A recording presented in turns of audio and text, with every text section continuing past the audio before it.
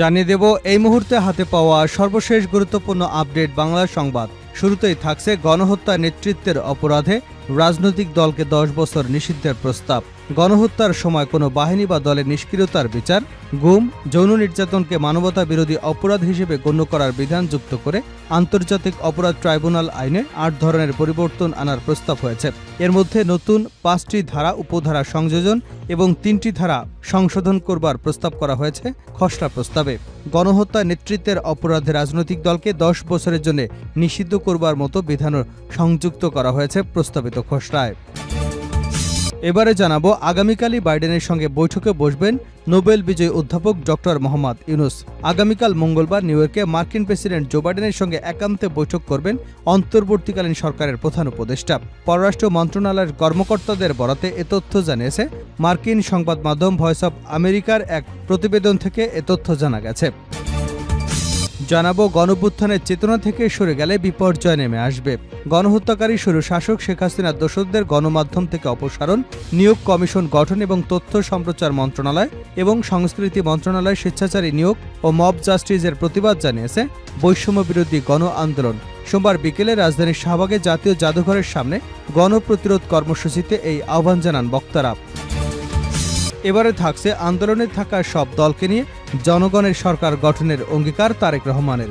বিএনপির ভারপ্রাপ্ত চেয়ারম্যান বলেছেন, স্বৈরাচারের পতন হয়েছে, পতন হবার পরেও স্বৈরাচারের দোসররা এখনও রয়ে গেছে।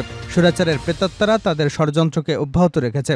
গণতন্ত্রের পক্ষে সব রাজনৈতিক দল এবং প্রতিটি মানুষকে সজাগ থাকতে হবে। একইভাবে আমরা অন্তর্বর্তীকালীন সরকারকে সহযোগিতা করব। দেশে সব বিপদ কেটে যায়নি, এ ব্যাপারে সবাইকে সতর্ক থাকতে হবে। জানিয়ে দেব, আন্দোলনে প্রাণহানি, প্রতিশোধ, প্রতিহিংসা নয়, সুবিচার নিশ্চিত করতে চাই আসিফ নজরুল। বৈষম্য বিরোধী আন্দোলনে প্রাণহানির ঘটনায় সুবিচার নিশ্চিত করবার কথা জানিয়েছেন আইন, বিচার এবং সংসদ বিষয়ক উপদেষ্টা ডক্টর আসিফ নজরুল। একই সঙ্গে বিচার কাজে কোনো ধরনের প্রতিশোধ বা প্রতিহিংসা দেখাতে চান না বলেও জানিয়েছেন তিনি। এবং সর্বশেষ জানাবো আন্তর্জাতিক সংবাদ। পাকিস্তানে বিদেশি কূটনৈতিকদের বহরে হামলা, এক পুলিশ নিহত। পাকিস্তানের খাইবার পাখতানখোয়ায় বিদেশি কূটনৈতিকদের নিয়ে যাবার সময় বিস্ফোরণে এক পুলিশ সদস্য নিহত হয়েছেন। আহত হয়েছেন আরও 3 জন। ওই গাড়ি বহরে 12টি দেশের কূটনৈতিক এবং বিশিষ্টজনেরা ছিলেন। এতক্ষণ শিরোনাম শুনছিলেন, এবার বিস্তারিত। প্রিয় দর্শক, আপনি যদি এই চ্যানেলে নতুন হয়ে থাকেন, ভিডিওটি দেখতে দেখতে চ্যানেলটি সাবস্ক্রাইব করে আমাদের সঙ্গে থাকুন। আর এই ভিডিও সম্পর্কে আপনি আপনার মূল্যবান মতামতটি কমেন্ট বক্সে জানিয়ে দিন। আর হ্যাঁ প্রিয় দর্শক, জানিয়ে দিন ভিডিওটি কোথা থেকে দেখছেন। গণহত্যা নেতৃত্বের অপরাধে রাজনৈতিক দলকে 10 বছর নিষিদ্ধের প্রস্তাব। আন্তর্জাতিক অপরাধ ট্রাইব্যুনালের আইনের সংশোধনী খসড়া। গণহত্যা নেতৃত্বের অপরাধে রাজনৈতিক দলকে 10 বছর নিষিদ্ধের প্রস্তাব। গণহত্যার সময় কোনো বাহিনী বা দলের নিষ্ক্রিয়তার বিচার, গুম, যৌন নির্যাতনকে মানবতা বিরোধী অপরাধ হিসেবে গণ্য করার বিধান যুক্ত করে আন্তর্জাতিক অপরাধ ট্রাইব্যুনালে আইনে 8 ধরনের পরিবর্তন আনার প্রস্তাব দেওয়া হয়েছে। এর মধ্যে নতুন 5টি ধারা উপধারা সংযোজন এবং 3টি ধারা সংশোধন করে প্রস্তুত করা হয়েছে খসড়া। গণহত্যায় নেতৃত্বের অপরাধে রাজনৈতিক দলকে 10 বছরের জন্য নিষিদ্ধ করার মতো বিধানও যুক্ত করা আছে প্রস্তাবিত খসড়ায়। সোমবার রাজধানীর বিচার প্রশাসন প্রশিক্ষণ ইনস্টিটিউট আইনে, বিচার ও সংসদ বিষয়ক উপদেষ্টা ডক্টর আসিফ নজরুলের সভাপতিত্বে আয়োজিত মত বিনিময় সভায় এই প্রস্তাবনা তুলে ধরে আইন এবং বিচার বিভাগ। মত বিনিময় সভায় বিশিষ্টজনরা বলেন, আইনের সংশোধনী এমন হতে হবে যেন এটা কোনো প্রশ্ন না ওঠে। এই আইনের মাধ্যমে যেন দেশে বিদেশে গ্রহণযোগ্য বিচার নিশ্চিত করা সম্ভব হয়। আন্তর্জাতিক অপরাধ ট্রাইব্যুনাল আইনে রাজনৈতিক দল নিষিদ্ধের বিপক্ষেও মতামত দিয়েছেন অনেকে। কেউ কেউ আবার নিষিদ্ধ না করে নিবন্ধন বাতিলের পক্ষে মতামত তুলে ধরেন।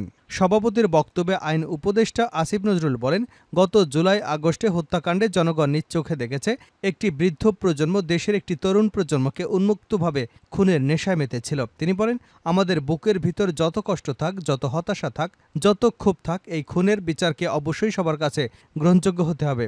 আমরা প্রতিশোধ বা প্রতিহিংসার বিচার করতে চাই না, আমরা সুবিচার নিশ্চিত করতে চাই। তিনি বলেন, অতীতে দেখেছি এদেশে বিচারের নামে কী ধরনের অবিচার হয়েছে। আমরা বাংলাদেশের প্রতিটি মানুষের কাছেই আন্তর্জাতিক বিশ্বের কাছে গ্রহণযোগ্য বিচার নিশ্চিত করার চেষ্টা করব। আগামীকাল বাইডেনের সঙ্গে বৈঠক করবেন ডক্টর ইউনুস। আগামীকাল মঙ্গলবার নিউ ইয়র্কে মার্কিন প্রেসিডেন্ট জো বাইডেনের সঙ্গে একান্তে বৈঠক করবেন অন্তর্বর্তীকালীন সরকারের প্রধান উপদেষ্টা ডক্টর মোহাম্মদ ইউনুস। পররাষ্ট্র মন্ত্রণালয়ের কর্মকর্তাদের বরাতে এ তথ্য জানিয়েছে মার্কিন সংবাদ মাধ্যম ভয়েস অব আমেরিকার এক প্রতিবেদক বৈঠকের বিষয়টি নিশ্চিত করে পররাষ্ট্র মন্ত্রণালয়ের একজন ঊর্ধ্বতন কর্মকর্তা সংবাদ মাধ্যমকে বলেন, মঙ্গলবার শুধু 2 জনের মধ্যেই বৈঠকটি হতে যাচ্ছে। নিউ ইয়র্কে জাতিসংঘের সাধারণ পরিষদের অধিবেশনের ফাঁকে তারা বৈঠকে বসবেন। ওই কর্মকর্তা আরও বলেন, এটি অত্যন্ত তাৎপর্যপূর্ণ, কারণ গত কয়েক দশকে কোনো মার্কিন প্রেসিডেন্ট বাংলাদেশের কোনো সরকার প্রধানের সঙ্গে দ্বিপাক্ষীয় বৈঠক করেননি। ইতিমধ্যে 57 জনের বহর ড ইউনূস জাতিসংঘ সাধারণ পরিষদের ৭৯তম অধিবেশনে যোগ দিতে সোমবার নিউ ইয়র্কের উদ্দেশ্যে ঢাকা থেকে রওনা হয়েছে। শুক্রবার জাতিসংঘ সাধারণ পরিষদের অধিবেশনে তার ভাষণ দেবার কথা রয়েছে। অধিবেশনের ফাঁকে বেশ কয়েকটি উচ্চ পর্যায়ের বৈঠক করবেন ড মোহাম্মদ ইউনূস। এখানে সাইডলাইনে বিশ্ব নেতাদের সঙ্গেও তার বৈঠক করবার কথা রয়েছে। গণঅভ্যুত্থানের চেতনা থেকে সরে গেলে বিপর্যয় নেমে আসবে। গণহত্যাকারী স্বৈরশাসক শেখ হাসিনার দোসরদের গণমাধ্যম থেকে অপসারণ, নিয়োগ কমিশন গঠন এবং তথ্য সম্প্রচার মন্ত্রণালয় এবং সাংস্কৃতিক মন্ত্রণালয় স্বেচ্ছাচারী নিয়োগ ও মব জাস্টিসের প্রতিবাদ জানিয়েছে বৈষম্যবিরোধী গণ আন্দোলন। সোমবার বিকেলে রাজধানীর শাহবাগে জাতীয় জাদুঘরের সামনে গণপ্রতিরোধ কর্মসূচিতে এমন আহ্বান জানান বক্তারা। কর্মসূচিতে প্রধান অতিথির বক্তব্যে বরেণ্য রাষ্ট্রচিন্তক, দার্শনিক এবং কবি ফরহাদ মাঝহার বলেছেন, এ সরকারের প্রথম কাজ হবে গণমাধ্যম কর্মীদের সঙ্গে আলোচনা করে স্বাধীন গণমাধ্যম এবং সম্প্রচার নীতিমালা করা। সরকারের যারা গণঅভ্যুত্থানের সহযোগীদের বাদ দিয়ে একতরফা সিদ্ধান্ত নিয়েছেন তারা ভুল করেছেন। মব জাস্টিসের মাধ্যমে ছাত্র তরুণদের বিতর্কিত করবার ষড়যন্ত্র মারাত্মক বিপর্যয় ডেকে আনবে। উল্লেখ করে মজহার বলেন, বৈষম্যহীনতার প্রধান লক্ষ্য পুঁজিবাদী ব্যবস্থাকে বদলানো। তিনি বলেন, যারা বাবরি মসজিদ ভেঙেছে তারাই মাজার ভেঙেছে। মাজার ভাঙা ইসরায়েলি প্রকল্প, ফিলিস্তিনিদের ঐতিহাসিক স্থাপনাগুলো ইসরায়েল গুড়িয়ে দিয়েছে। গণমাধ্যম কর্মীরা গণঅভ্যুত্থানে অগ্রণী ভূমিকা পালন করেছে। এখন দেশ গঠনেও ভূমিকা পালন করতে হবে। যারা হাসিনাকে পুনর্বাসনের জন্য ফিরিয়ে আনতে চান তাদের হুঁশিয়ারি করেন এই রাষ্ট্রচিন্তক। ফরহাদ মাঝহার বলেন, যারা ক্ষমতায় আছেন তারা মনে করবেন না যে এটা তাদের ব্যক্তিগত সম্পত্তি। আপনারা যেমন তেমন করে যেখান থেকে লোক এনে বসিয়ে দেবেন তা হবে না। যারা বিজ্ঞ মানুষ তাদের সঙ্গে পরামর্শ করুন।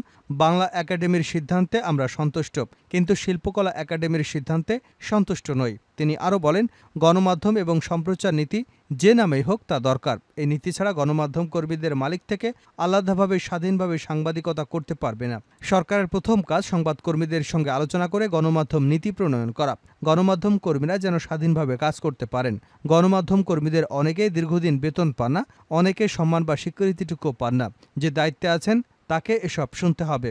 বৈষম্য বিরোধী ছাত্র আন্দোলনের কেন্দ্রীয় সমন্বয়ক আসাদ বিন রনি বলেন, এই সরকারের কাছে শহীদদের আমানত রয়েছে। বৈষম্য বিরোধী আন্দোলনের মূল স্পিরিট অনুযায়ী সরকার পরিচালনা করতে হবে। ফ্যাসিস্ট ও তার দোসরদের অপসারণ এবং বিচার করতে হবে, নইলে শহীদদের আমানত খেয়ানত করা হবে। আন্দোলনে থাকা সব দলকে নিয়ে জনগণের সরকার গঠনের অঙ্গীকার তারেক রহমানের। বিএনপির ভারপ্রাপ্ত চেয়ারম্যান তারেক রহমান বলেছেন, স্বৈরাচারের পতন হয়েছে। পতন হবার পরেও স্বৈরাচারের দোসররা এখনও দেশে রয়ে গেছে। স্বৈরাচারের প্রেতাত্মারা তাদের ষড়যন্ত্রকে অব্যাহত রেখেছে। গণতন্ত্রের পক্ষে সব রাজনৈতিক দল এবং প্রতিটি মানুষকে সজাগ থাকতে হবে। একইভাবে আমরা অন্তর্বর্তীকালীন সরকারকে সহযোগিতা করব। দেশে সব বিপদ কেটে যায়নি, এ ব্যাপারে সতর্ক থাকতে হবে। তিনি বলেন, আমরা বারবার বলেছি, বহু মানুষের আত্মত্যাগের বিনিময়ে অন্তর্বর্তীকালীন সরকার প্রতিষ্ঠিত হয়েছে। এ সরকারকে ব্যর্থ করতে দেওয়া যাবে না। জনগণের প্রত্যাশা জনগণের রাজনৈতিক অধিকার ফিরিয়ে পাওয়া। বিগত 17 বছর সংগ্রাম করে সেই অধিকার যাতে সঠিকভাবে প্রতিষ্ঠিত হয় তার জন্য পদক্ষেপ গ্রহণ করবে, কিন্তু এটিও সতর্কভাবে খেয়াল রাখতে হবে যে জনগণের কাজ যাতে নষ্ট না হয়, আবার কোনো স্বৈরাচার ষড়যন্ত্র করবার সুযোগ যাতে না পায়। আজকে সমগ্র বাংলাদেশের মানুষ প্রত্যাশা করছে তাদের প্রিয় দল বিএনপি জনগণের সমর্থন নিয়ে আগামী সরকার গঠন করতে সক্ষম হবে। বাংলাদেশের মানুষের প্রত্যাশা পূরণ করতে হবে, তাদের পক্ষে কাজ করতে হবে। বাংলাদেশকে গড়ে তুলতে হবে একটি সম্ভাবনাময় দেশ, একটি সম্ভাবনাময় জাতি। জয় পেতে হলে আমাদের আন্দোলন কাঙ্ক্ষিত লক্ষ্যে পৌঁছানো সম্ভব হবে।